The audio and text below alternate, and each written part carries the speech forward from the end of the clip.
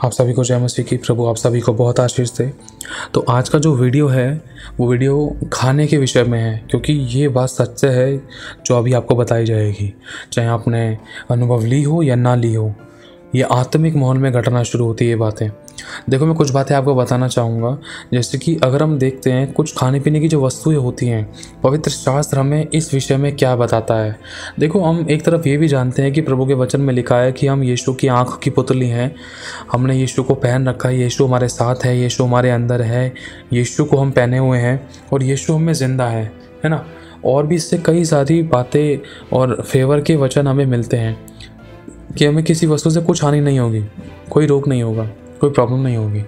और याकूब के घराने पर कोई झाड़ फूक, कोई तंत्र मंत्र विद्या कार्य नहीं कर सकती, है ना। और भी बहुत सारे वचन हैं जो हमारे फेवर के हैं। लेकिन फिर भी अगर हम नए नियम में पढ़ते हैं तो ये वाली बातें क्यों दे रखी हैं, ये वचन क्यों दे रखा है कि खाने पीने की वस्तुओं को, भोजन को, या कुछ भी, कैसी भी खाने पीने की वस्तु, चाहे आपने घर पे बनाई है, चाहे बाहर से आई है, या किसी ने आपके लिए मंगाई है, या किसी ने आपको गिफ्ट दिया, कोई बना कर लेकर आया, चाहे शत्रु है, चाहे अपना है, चाहे घर का है, चाहे बाहर का, चाहे पराया, चाहे पड़ोसी है, चाहे अड़ोसी है, कोई भी है। जब खाने पीने की वस्तु की बात आती है तो पवित्र शास्त्र में इस बात को बताता है कि हम सभी को प्रार्थना करके ही खाने पीने की वस्तु खानी चाहिए। क्योंकि लिखा है, खाने पीने की वस्तुओं को जब तक हम प्रार्थना नहीं करेंगे तो कहीं ना कहीं अशुद्ध चीज़ें या अशुद्ध दुष्ट आत्माएं, अशुद्ध मिलावटें जो हमारी आत्मिकता को, देह प्राण आत्मा में कहीं ना कहीं नुकसान पहुंचा सकती हैं।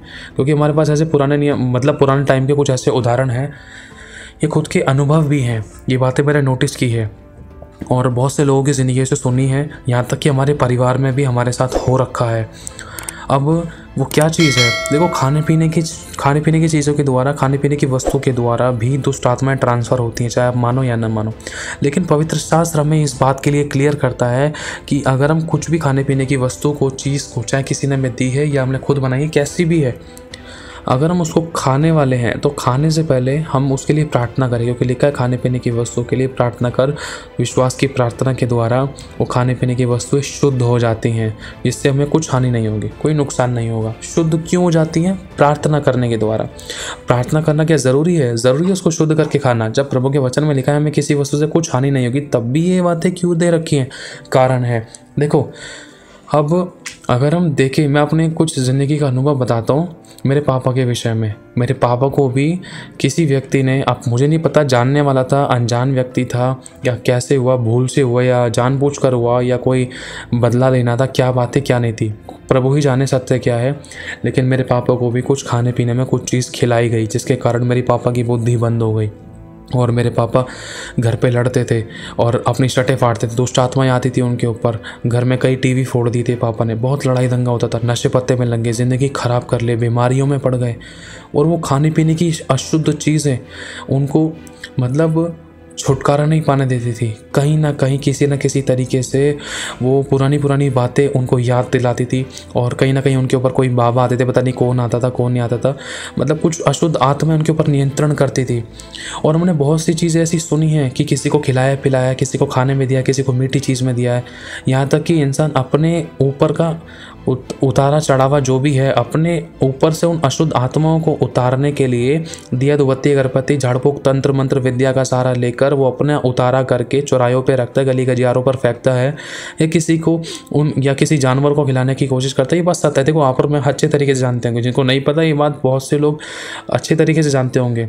जो बुजुर्ग लोग हैं उनको इन बातों के बारे में बहुत अच्छे तरीके से पता होगा, इन सभी बातों के बारे में, कि ये झाड़ फूक तंत्र मंत्र विद्याएं कैसे ट्रांसफ़र होती हैं, या कैसे किसका खिलाया पिलाया कब नुकसान देता है, या कब खिलाया कब नुकसान देना शुरू करता है, या कितने दिन तक की ये बातें होती हैं। क्योंकि हमने ऐसी चीज़ें सुनी है, किसी को खिलाई गई है तो कोई 7 दिन में ख़त्म हो जाता है, कोई 21 दिन में, कोई 41 दिन में। यहाँ तक कि इन दुष्ट आत्माओं के इतने कन्फर्म प्रोजेक्ट भी होते थे कि अगर पूजा पाठ झाड़ फूक तंत्र मंत्र विद्या कराने के द्वारा अगर इस बात का कन्फर्मेशन कर ले कि हाँ भाई बंदा 30 दिन में बेड पर आ जाएगा, या 40 दिन में बेड पर आ जाएगा, या 1 साल में ज़िंदगी ख़राब हो जाएगी, काम बंद हो जाएगा, नशे पत्ते में लग जाएगा, बुद्धि बंद हो जाएगी, कूड़ा खाने लग जाएगा, या सब बर्बाद हो जाएगा, तो वो कन्फर्मेशन के द्वारा होता था। कैसे?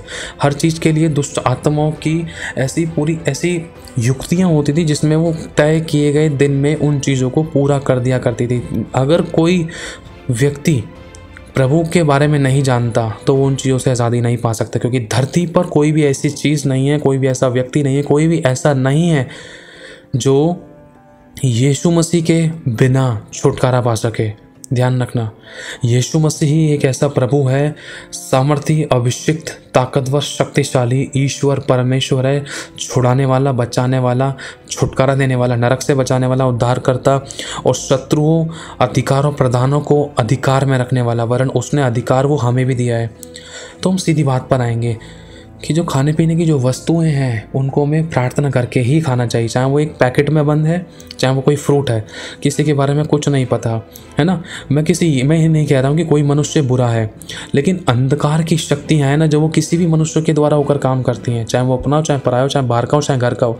इसीलिए किसी मनुष्य के प्रति विरोध ना रख के वरन प्रेम ही रखकर अगर कोई सामने वाला आपको कुछ भी देता है, चाहे आपका शत्रु है, चाहे आपका खून का रिश्तेदार है, चाहे दोस्त है, तो प्रार्थना करके यीशु के लहू से, प्रार्थना से, वचन से, सामर्थ और अधिकार के द्वारा उस खाने पीने की वस्तुओं को शुद्ध करके आप खाएं। जैसे उदाहरण के तौर पर आपने मुझे कुछ भी खाने पीने के लिए दिया, आप मेरे चाहे शत्रु हो, चाहे घर के दोस्त हो, चाहे आप मेरे नुकसान पहुंचाने वाली चीज़ आपने मुझे दी है, चाहे आपने झाड़ फूक तंत्र मंत्र विद्या की दी है, चाहे आपने मुझे चढ़ावे की चीज़ दी है, चाहे आपने मुझे अशुद्ध जीव जंतु को मार के दिया है या अशुद्ध वस्तु उसके अंदर मिला के दिया, आपने जहर मिलाकर मुझे दिया है, चाहे आप मेरे कोई भी हो, लेकिन आपने वो गलत चीज़ मुझे दी है।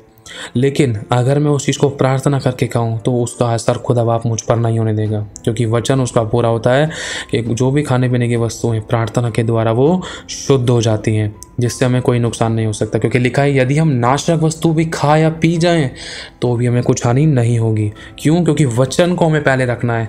क्योंकि देखो, कई बार मैं खाना खाता हूँ तो प्रभु को बुलाता हूँ, प्रभु आप भी हमारे साथ खाएं। प्रार्थना के द्वारा खाने पीने की वस्तु को शुद्ध करते हैं, कोई नुकसान ना होने पाए।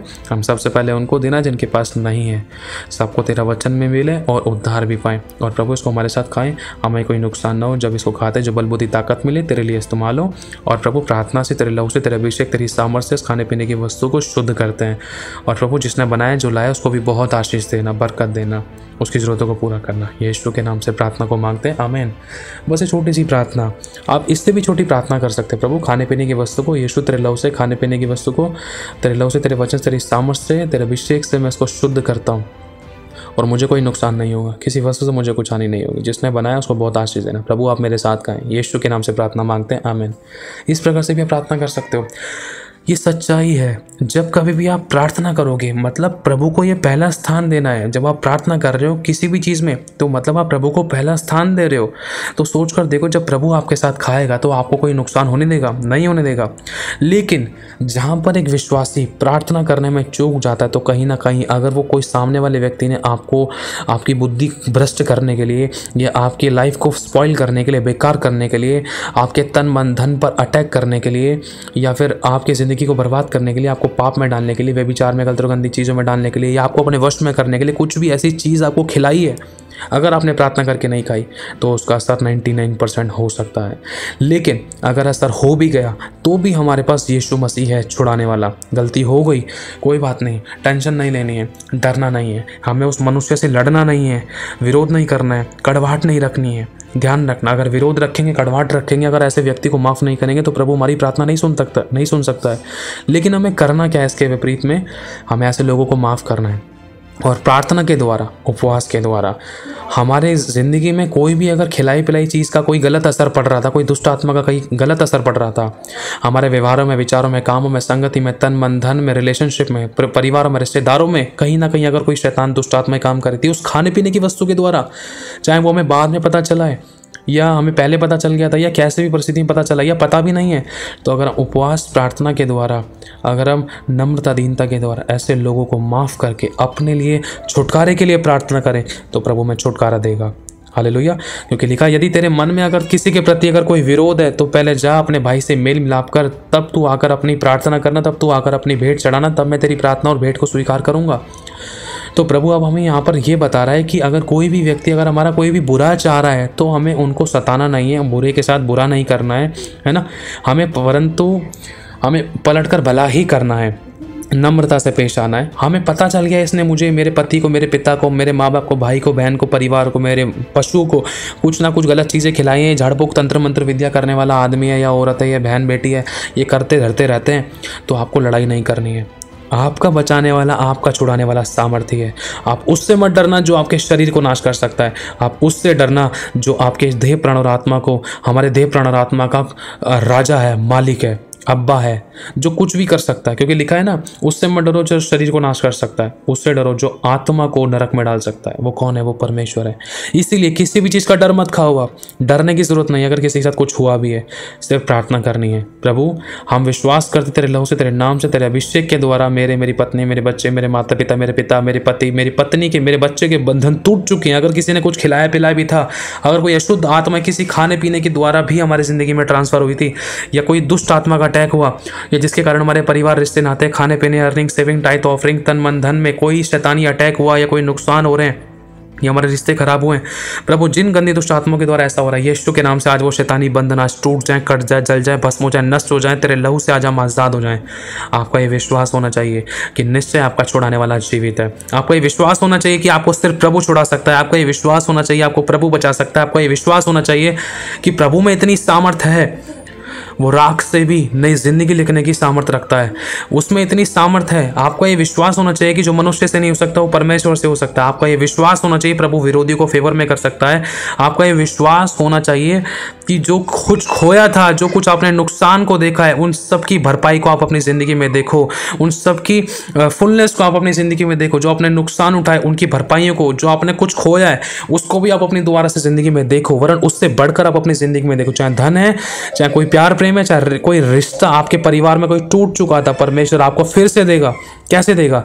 ये प्रभु के हाथ में है। लेकिन आपका ये विश्वास होना चाहिए कि प्रभु, हाँ, चाहे किसी ने कुछ भी हमारे साथ कितना भी बुरा किया, खिलाया पिलाया, कुछ भी ऐसा किया, कोई मनुष्य हमारा बुरा नहीं है, क्योंकि लिखा है हमारी लड़ाई किसी मांस और लहू से नहीं है, वरन अंधकार की शक्तियों से जो आकाश में। प्रभु तूने कहा है ना माफ़ कर दे, देख प्रभु मैं उसको माफ़ करता हूँ, लेकिन तू हमें छुटकारा दे। और जिसने हमारे साथ गलत किया, खिलाने पिलाने में कुछ भी तंत्र मंत्र विद्या की चीज़ें करी हैं, या कुछ भी ऐसा खिलाया पिलाया, हमारे घर में से किसी को भी हमारा कुछ भी काम धंधे को बांधा है, या किसी खाने पीने की वस्तु के द्वारा हम किसी प्रकार से या बीमार हुए हैं, या कोई अशुद्ध आत्मा ने हमें अटैक किया है, या फिर प्रभु ऐसा भी हो सकता है, क्या पता सामने वाला व्यक्ति हमें ऐसी प्यार से खिलाने के लिए लेकर आया हो, वरन वो खाने पीने की चीज़ उसने खुद भी खाई हो। ऐसा भी हो सकता है कि मैं गलत विचार हूँ प्रभु, ज़रूर नहीं कि मैं सही हूँ, लेकिन प्रभु जिस किसी के द्वारा भी ऐसा हुआ उसके पाप क्षमा कर। अगर प्रभु मेरी गलती के कारण हुआ है तो मेरी गलती को भी क्षमा कर। और प्रभु सारे अटैकों को कैंसिल करते हैं यीशु के लहू से, यीशु के नाम से, यीशु के वचन से हम कट और कैंसिल करते हैं। जैसा मैं बोलूँगी, जैसा मैं बोलूँगा वैसा हो गया। मैं विश्वास करता हूँ इसी समय से मैं आज़ाद हूँ। इस तरीके से आप प्रार्थना कर सकते हो। ये तरीके हैं, है ना, क्योंकि वचन में लिखा है कि खाने पीने की वस्तु जब हम उसके लिए प्रार्थना करते हैं तो प्रार्थना के द्वारा खाने पीने की वस्तु शुद्ध हो जाती हैं, जिसके द्वारा हमें कोई नुकसान नहीं पहुंच सकता, ना हमारी देह, ना हमारे प्राण, ना हमारे आत्मा, ना हमारे घर परिवार में। ये सच्चाई है। क्योंकि देखो ऐसा भी हो सकता है, ज़रूरी नहीं है कि आपका कोई शत्रु आपके साथ कर रहा है। देखो मसीह में हमारा कोई शत्रु होना नहीं चाहिए। अगर आप चांटे के बदले चांटे, गाली के बदले गाली, बुराई के बदले बुराई, चुगली के बदले चुगली, निंदा के निंदा निंदा करोगे ना, तो इसका मतलब प्रभु का प्रेम हमारे अंदर नहीं है। जब प्रभु का प्रेम नहीं है तो पिता नहीं है, जब पिता नहीं है तो पुत्र नहीं है, जिसके पास पिता नहीं है तो उसके पास पुत्र भी नहीं है। क्योंकि लिखा जिस मनुष्य को यदि तुम देखते हो, यदि तुम उससे प्रेम नहीं करते, तो जिस परमेश्वर को भी आपने देखा ही नहीं तो उससे कैसे प्रेम कर सकोगे। तो प्रभु हमें ये कहना सिखा रहा है कि सामने वाला कुछ भी कर रहा है, लेकिन अगर हम प्रभु के अनुसार सही चल रहे हैं, तरीके से हर चीज़ को परमेश्वर के वचन के अनुसार, नियमानुसार करते हैं, प्रार्थना करते हैं, अगुवाई प्रभु की मांगते हैं, प्रभु को पहला स्थान देते हैं, प्रार्थना करके सब कुछ करते, तो हमें किसी वस्तु से कुछ हानि नहीं होगी। ये तरीका है, क्योंकि आपको छुड़ाने और बचाने के लिए आपका परमेश्वर आपके साथ है। बाई चांस कभी आप भूल भी जाओ, लेकिन आपने ये बोला ना प्रभु आप मेरे साथ खाओ, तो भी आपको कोई नुकसान नहीं हो सकता। और आपने ये भी बोल देना प्रभु उस प्रार्थना के द्वारा पीने की वस्तु को, उस पानी को, जूस को, मिठाई को, खाने पीने की चीज़ को, कुछ भी है प्रभु तेरे लहू से, तेरे नाम से, तेरे वजह से मैं शुद्ध करता हूँ, मैं कोई नुकसान ना हो। आमीन। इतना कहकर भी आप उस खाने पीने की वस्तु को खा सकते हो, क्योंकि हमने बहुत सी चीज़ें ऐसी नोटिस करी हैं अपने पुराने समय में, जब हम प्रभु में नहीं थे, तो खाने पीने की वस्तुओं के द्वारा कुछ जादू टोने की चीज़ें, कुछ मीठे में, कुछ मांस में, कुछ ना कुछ ऐसी चीज़ें हमें खिला दी गई। मेरे पापा के साथ ऐसा हुआ था, और सच में घर बिगड़ गया। अपने घर से किराए, सिक्योरिटी और यहाँ तक कि कर्जे पर हो गए थे। बीमारियाँ हो गई थी, 20-25 साल पुरानी बीमारी थी मेरे पापा को, और घर बिगड़ता गया। एक बहन की डेथ हो गई, मतलब बहुत कुछ अपने फेस करा। लेकिन जब प्रभु में आए तो हमें ये सब बातें पता चली कि कैसे दुष्ट आत्माएं ट्रांसफर होती है खाने पीने के द्वारा, कैसे कौन इंसान अपना बदला लेता है। और बहुत बार ऐसा भी होता है, मान लो अब कोई भाई है, वो मेरे पास खाने पीने की चीज़ लेकर आ रहा है, वो खाने पीने की चीज़ उसने खुद बनाई है या फिर बाहर से खरीद के लेकर आया है। लेकिन जब वो लेकर आ रहा है तो वो ऐसे रास्ते से होकर आ रहा है जहाँ पर बहुत झाड़ फूक तंत्र मंत्र विद्या होती है, जहाँ चौराहों पर बहुत अशुद्ध आत्माएं काम करती हैं, वहाँ पर उतारे चढ़ावे रखे जाते हैं, गंडे ताबीज़ रखे जाते हैं। जब वो वहाँ से होकर आ रहा है तो उसका अचानक वहाँ से पैर पड़ गया। जैसे ही पैर पड़ा तो वो अशुद्ध आत्मा कहीं ना कहीं उस खाने पीने में उस व्यक्ति में ट्रांसफ़र हुई। तो जैसे ही वो मेरे पास आता है तो होता क्या है, जैसे वो खाना पीना मुझे देता है या वो मेरे साथ बैठकर खाता है, या किसी न किसी तरीके से दुष्ट आत्मा उन चीज़ों के साथ चिपक कर मेरे साथ काम कर सकती थी अगर मैंने बिना प्रार्थना करे उस खाने पीने की वस्तु को खाया।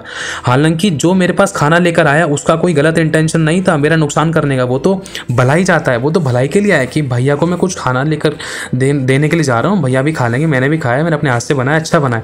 लेकिन रास्ते में भी कुछ ऐसा हुआ कि बीच रास्ते में कुछ भी ऐसी अशुद्ध आत्माओं ने अटैक करने की कोशिश करी जिसमें उस भाई को खुद को नहीं पता चल पाया, या उसको पता चला भी तो उसने बताया नहीं ताकि प्रार्थना की जाए।